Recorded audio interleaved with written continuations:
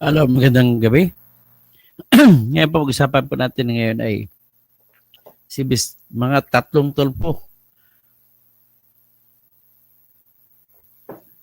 Yung tatlong tulpo po ay ibasura po ng mga DDS sa Senado. Bakit po? Kasi tatlong tulpo, tatlong boto yan.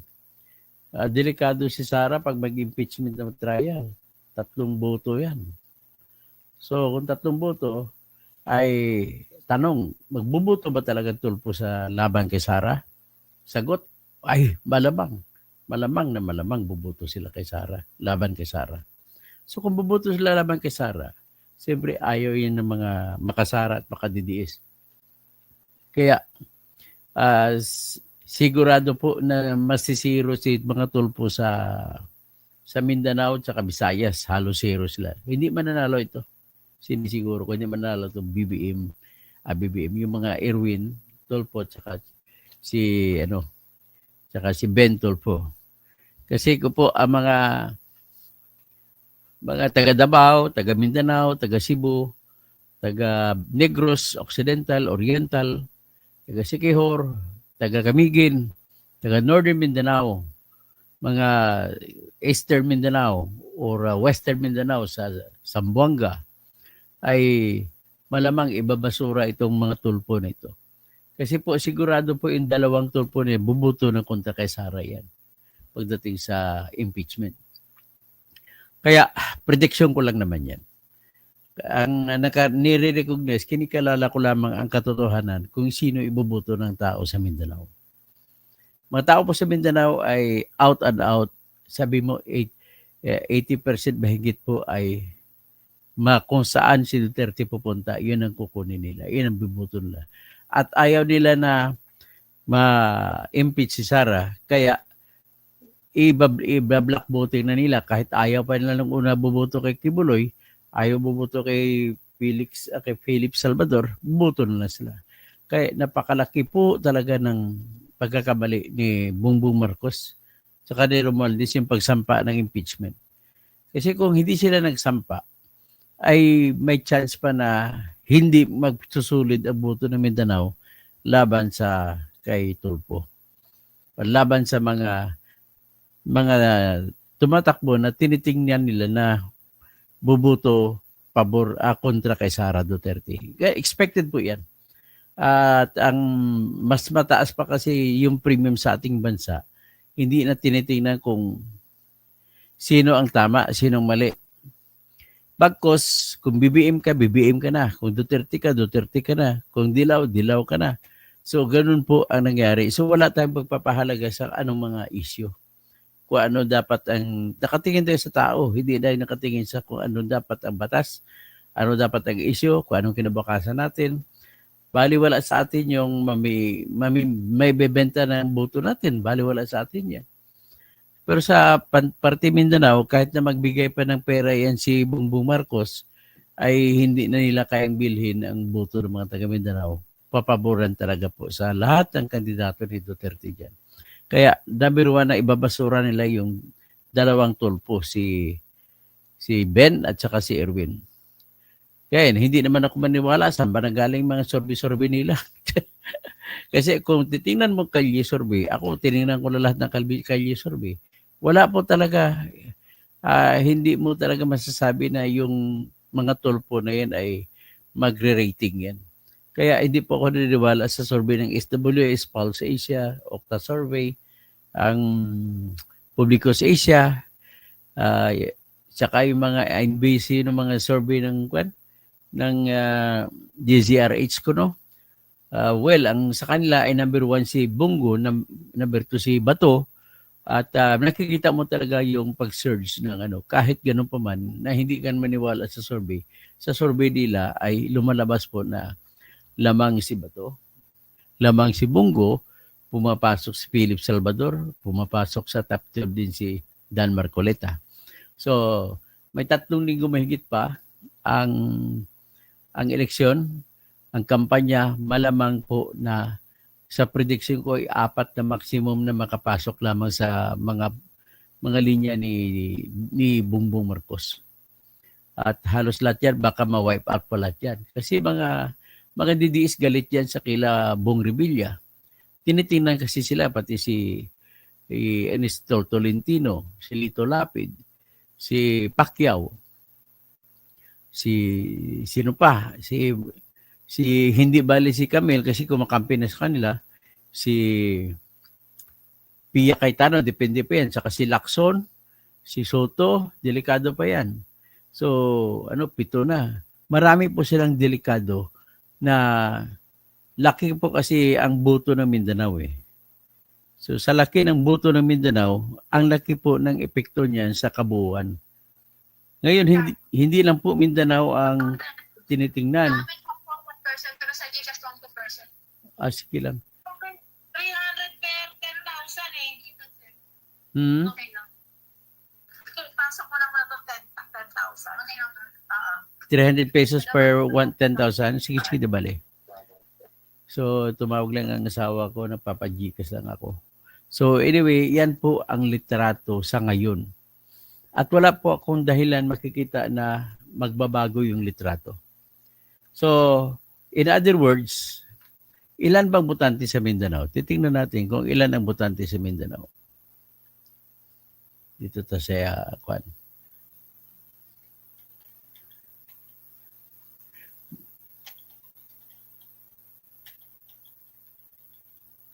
Ito, how many registered voters in Mindanao? So, wala siyang record. So anyway, ang delikado po ng mga team Bongbong ay ang boto po ng Mindanao, boto po ng Visayas, mapupunta po yan sa mga DDS. Sa Visayas, sabihin mo 60%, DDS po yan. Kaya it's a big gambit on the part of Bongbong Marcos yung nag-aristo siya ng di tama. Marami kaya sa mga gustong magkaroon na ng paglilitis kay Duterte na nadismaya just because of the arrest, the manner of the making of the arrest. So, nagpapakita po ng lakas at nagpapakita po ng kanyang kakayahan na tatapakan ang karapatan ng tao. Kung tinapakan po si Duterte ay gano'n lang tatapakan din ng mga Pilipino, ng mga maliliit. Yan po nakikita dyan. Kaya yan po ang nakikitang litrato na hindi natin maiwasan. So, aasa na lang ng boto yung mga BBM dito sa Kapiranggot sa Mindanao. Medyo mas marami-rami ng konti sa Visayas. At sa Luzon, hindi natin masiguro kasi yung Kalye Survey sa Luzon, sakop ang Cavite, Laguna, Rizal, Quezon, tsaka Metro Manila, lamang pa rin po ang Team Duterte pagdating sa kung sino iboboto-boto sa mga senador. So, in other words, it's a very big trouble on the part of BBM. Paano na lang siya magiging epektibong presidente kung baka majority pa ng mga senador ay laban sa kanya? Natural, malakas po ang sigaw na sa mga DDS po na magsusulit voting sila alang-alang kay Sara Duterte. Yan po ang katotohanan. Hindi na natin pinag-usapan dito kung guilty si Sara o hindi, kung guilty si Digong o hindi. Andyan po ang katotohanan na nandyan sila. Napakalaki po ng bilang nila. Ganon po ang aking masabi. Ngayon, pag-usapan natin si Rapitol, si Erwin Tulfo. Pero bago ako magsasabi kung bakit galit na galit, anong rason ng mga DDS kung bakit na galit sila kabit sa mga Tulfo. Una, tinitingnan lang traidor ito. Binigyan ito ng pabor ni Duterte noong panahon na si Duterte ay presidente. Tinalaga ni Ginoong Duterte ang kanilang kapatid na si Wanda Tulfo Teo na secretary ng Department of Tourism. So tinalaga din maraming mga pabor na binigay si Duterte kay Ben Tulfo, tsaka kay Rafi at saka kay Erwin Tulfo. In fact, ang katibayan dyan na talagang marami ay minura pa ni Rafi Tulfo, ni Erwin Tulfo at ni Ben Tulfo si Leni Robredo. Ganon po katindi yung mga binigay sa kanilang pabor. And yet sa ngayon, hindi na sila nagsasalita. Pabakan kung baka nakikita nila na ito po yung grupo ni si Duterte ay nalagay sa balag ng alanganin, hindi man lang kayo nagsasalita. Bagkus, kumakampi pa kayo sa grupo ni Romualdez na siyang kalaban talaga na mortal ni Duterte. Hindi po si BBM mortal na kalaban, kundi si Romualdez. Kasi tinitingnan lang utak ng lahat na ito si Romualdez. Tapos ang pagdating naman sa ICC na usapin, tinitingnan po ng mga DDS at may pundasyon po ang kanilang argumento na walang jurisdiction ng ICC. Bakit binigay ng kusang loob ni Marcos si Duterte sa International Criminal Court? Ako, personally, as my legal mind would have concluded, nakalabas po dyan na dapat ang tanging korte lamang na may authority na maglilitis at magdesisyon sa kaso ni Duterte ay ang Regional Trial Court lamang ng Pilipinas. Kahit saan sa Regional Trial Court natin. Gagamitin po ang batas na Republic Act 9851 na siyang tinatawag na International Human Rights Law. At diyan napapaloob po yung crime against humanity. So iyan po ang ating sariling batas na dapat yun po in-implement. Kasi sa katumbas niya sa kabila, ay talagang sulit ang argumento ko dyan na eventually magdidesisyon ang ICC. Kahit nga ngayon nagpo-proceed sila, ang tandaan ninyo po, lahat ng mga proseso na pinaproceed ngayon ng ICC ay pansamantala lamang yan. At inihintay na lang ang pagsampa ng kaso ng motion to dismiss ng mga abogado ni Duterte. Mamaya, tatakil naman natin yung mga legal arguments dyan. I-compare nyo sa kabila at kabila, ilalatag natin at dyan mo makikita kung gaano ka sulit ang argumento na ginawa ko. Mas marami pa kung ginawang argumento mas maganda kaysa yung abogado na bago ni Duterte na si Attorney Dove Jacobs. So, dito sa ngayon, ang lalo pang nakapagpaasar kay Tulfo ay yung nagmamayabang pa siya na wala raw dynasty, wala daw silang problema sa dynasty. Number one argument nila dyan ay dapat daw ay tao ang magdidesisyon kung pag-usapan kung payag ba sa dynasty o hindi. So, ganun mga klaseng salita ay binabaliwala nila yung kautusan sa Section 26, Article 2 ng ating Constitution na nagsasabi, the state shall guarantee equal access to opportunities in public service and prohibit political dynasty as may be prohibited by law, as may be defined by law. Yan sinasabi. So, with that, maasahan natin talaga, tinitingnan ng mga DDS na mayabang ang mga Tulfo. So, pag-usapan po natin yung petition na sinampa ko laban kay Erwin Tulfo na kung saan hiningi ko sa COMELEC na tanggalin siya, i-disqualify siya. Ang katwiran ko po, na-discuss ko na po kanina yung dalawa, yung patungkol sa yung patungkol sa kanyang citizenship. Kung ako sa argumento ko po, inamin po kasi ni Tulfo na siya ay may US passport. Although sa pangalan ng Erich Sylvester Tulfo, but that does not make a difference kung pangalan niya nakalagay sa US passport. Pagtapos, inamin niya rin ang argumento ko na siya ay naging sundalo ng United States of America. Siya ay RV at nagsilbi pa siya noon sa Iraq War, 1991 Iraq War. So, since 1998 until 1996 ay sundalo si Erwin Tulfo. So, ngayon, ang argumento naman ng abogado niya doon ay sabi niya, si Erich naman yung Amerikano, hindi naman siya. That's number one argument. Number two argument nila ay wala naman daw akong dokumentong pinakita na kung saan nagsasabi na binitawan na ng tahasan ni Erwin Tulfo ang pagka-Pilipino niya. Tawag niya sa English, renunciation of the Philippine citizenship. Sabi niya wala. Ang sagot ko naman, counter ko dyan, Inamin niyang US passport na ang ibig naman sabihin ay ganito. Ang katotohanan pala na nangyari, 4 na beses siya binigyan ng US passport. Sa pangalan nga ng Erich Sylvester Tulfo, ang unang counter-argument ko dyan ay it does not matter. Hindi na nagbabalik kung si anong pangalan ginamit niya. The fact remains na in-enjoy na. Ano bang sa Tagalog ang enjoy? Nagpakatamasa siya. Lahat ng kagandahan ng buhay na maibibigay bilang mamamayan ka ng Amerika ay naibigay sa kanya, kinuha niya. Nanilbihan siya sa pagiging sundalo because of his citizenship na Amerikano, na siya ko na si Erich Sylvester Tulfo na ipinanganak sa Hawaii noong December 30, 1965. So with that, it does not matter whether what name is used as long as the concern of the law is that whoever is the person using that is the one who is referred to.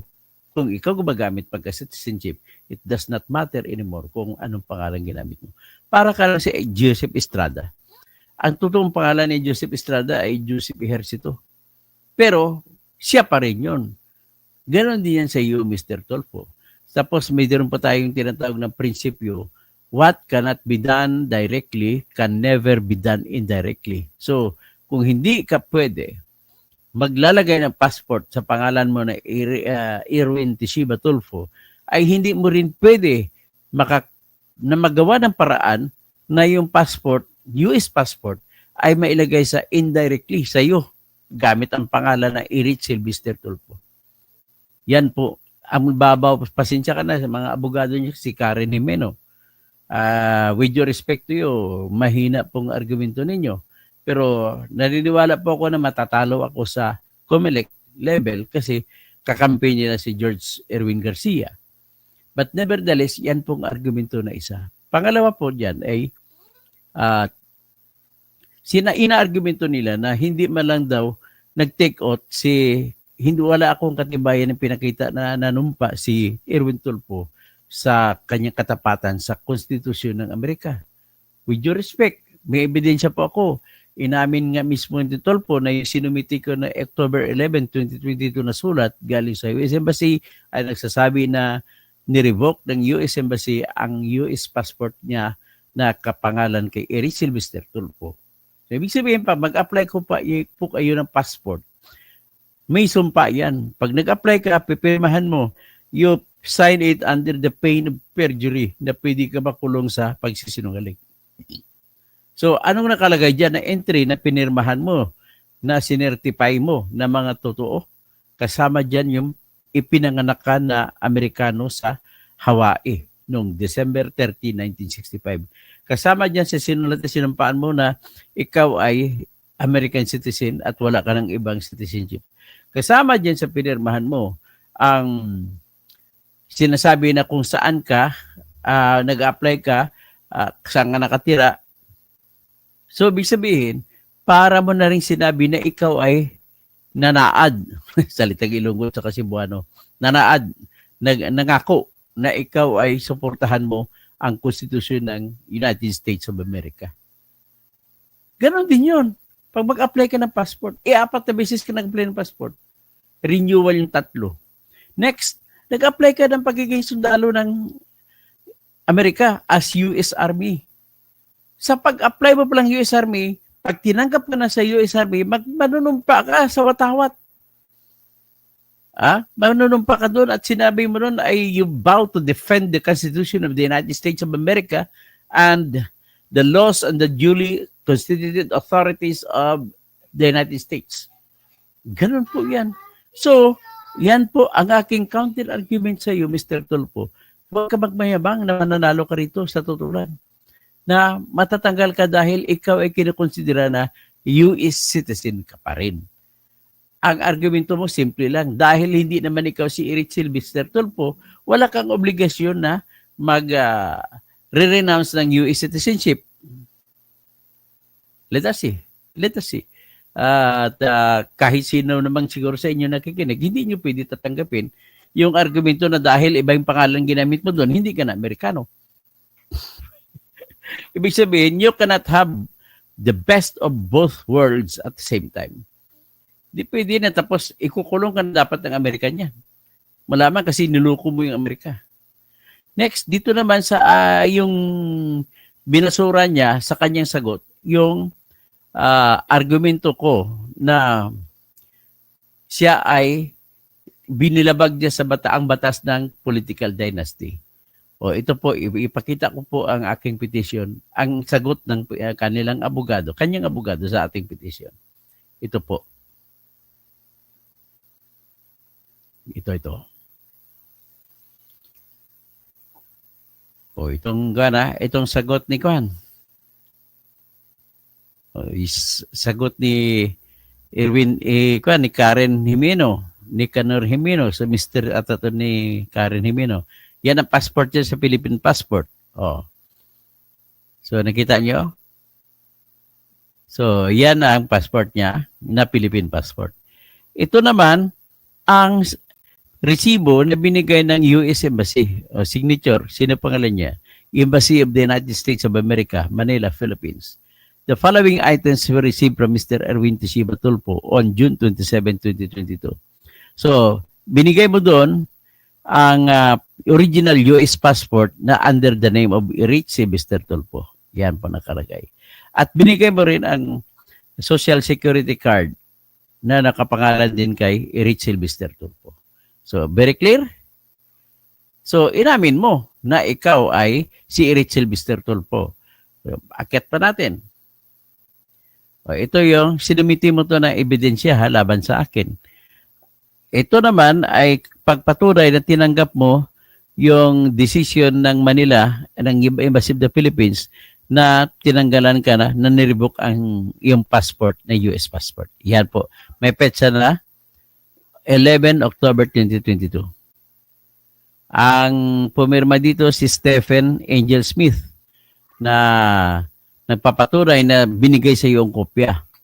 At ang isa pa, pag chinek mo si Stephen Angel Smith, makikita mo siya po ay immigration officer ng United States of America sa US Embassy sa Manila. Tapos ito naman si Michael Leach, consul notary public din sa consul diyan sa United States of America Embassy sa Manila. Yan. So ito po yung sulat ng US Embassy sa iyo. Annex 5 ito na pinlaban mo sa akin. Sinabi rito, basahin ko lang, the Department of State has revoked US passport number, yung pangalan doon. At nakita rito na ikaw ay si Richie Mr. Tulfo, ginamit na pinanganak noong December 30, 1965 sa Hawaii. At ginamit mo ganun pangalan, pero napatunayan ang pangalan mong totoo pala, Erwin Teshiba Tulfo, na pinanganak noong August 10, 1963 sa Tacloban City. In fact, in June 27, 2022, you signed a voluntary statement that you were born in the Philippines and you obtained your US birth certificate by fraudulent means. Fraudulent, ikaw talaga mandaraya ka, mandurugas ka. Itong ibig sabihin nito. Bakit ka ibuboto? Mandurugas ka eh. Lastly, on September 14, 2022, you were issued a G2 visa. Ang G2 ay government visa yan, na binibigay ng US Embassy sa mga Philippine officials na tatakbo sa o pupunta sa United States of America. So, yan po. O, ito naman ngayon ang birth certificate niya. O. Sa Leyte, sa province ng Leyte, sa ano pa ito, sa Tacloban City, nakalagay. So, ang nanay niya nakalagay, tatay niya si Ramon Silvestre Tulfo. Dito pala na nakuha ang Silvestre. Ang tatay niya si Ramon Silvestre Tulfo. Middle name pala ng tatay niya, Silvestre. Tapos, ang nanay niya, ang naka-assign ng tatay niya doon sa Camp Kitli, Lanao, Army officer. Tapos ang nanay niya, pangalan ni si Caridad Alvar Teshiba, na taga Mawab, Davao City. Okay, Davao Oriental. Mawab ba ito? Mawab? Hindi ko mabasa masyado. So anyway, yan po ang kanyang sagot sa kaso na sinampa ko laban sa kanya. Yung argumento ko sa kanya na hindi niya pwede labagin ang ang dynasty sapagkat po mayroon ng kahit na wala, ang argumento niya kasi una, wala pa namang batas na nagsasabi na may kung anong ibig sabihin ng political dynasty. Yan ang argumento niya. Pero nilatag ko rito na mayroon na pong batas sa Pilipinas na nagsasabi kung anong ibig sabihin ng political dynasty. At ang pinulot ko doon ay yung batas mismo ng Bangsamoro Bangsamoro region sa Mindanao. At ang nakalagay sa Bangsamoro Electoral Code ay bawal ang mga second degree hanggang magkakapatid na tumakbo ng sabay-sabay. At kung may tatakbo sabay-sabay, mag-usap ang dalawang kapatid kung sino mag-withdraw sa kanila. Ganun nakalagay po sa batas ng mga kapatid nating Muslim. Tapos ang sagot naman ni Erwin doon, hindi naman doon mag-apply yun kasi batas daw yun ng BARM. Ang counter ko naman dyan is sinabi po ng ating konstitusyon, walang pinili kung anong batas. Basta sinabi lang as may be defined by law. It does not say what kind of law. It only says that there is that law that defines. So ibig sabihin, sakop itong batas ng ARM. In the meantime, na wala pang batas na pangkalahatan, pwede nang gamitin ng Supreme Court o ng COMELEC yung batas ng BARM, ng Electoral Code ng BARM na nagsasabi walang magkakamag-anak sa loob ng second degree na tatakbo ng sabay-sabay. Ano yung second degree? Pwede magkakapatid, pwede tatay sa anak, nanay sa anak, o anak sa nanay, o di kaya anak sa anak, bali apo. Ganun po ang 2 degrees. So hanggang apo ay bawal din. Ganun po yun ang nakalagay doon sa aking argumento. Ang isa pang argumento ko ay 2015 po may batas na tayo na Sangguniang Kabataan Election Law na nagsasabi po, walang sinumang mga kabataan na makapagsampa ng kandidatura kung siya ay may kamag-anak sa kasal o sa dugo sa loob ng second degree din. So, ibig sabihin second degree, tatay niya, kung ang tatay o kapatid niya o kamag-anak niya na second degree ay opisyal mula sa president hanggang sa barangay kagawad. So, ang sabi niya ay wala daw, hindi daw siya tatabla ng political dynasty na yun.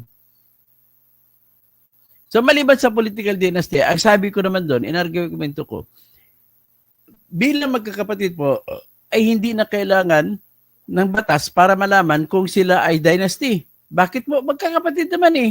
Ang problema lang natin kung lalabas sa magkakapatid, yun hindi natin alam. Kung sa pinsan ba, ay, pero sa aking argumento ay ang natural meaning ng political dynasty ay mag-a-apply. So kung magkakapatid sila, wala nang duda na mag-a-apply sa kanila ang political dynasty. Kaya kung may pera ako, sampa na naman ako isa pang kaso, political dynasty ang basihan, kay Ben Tulfo.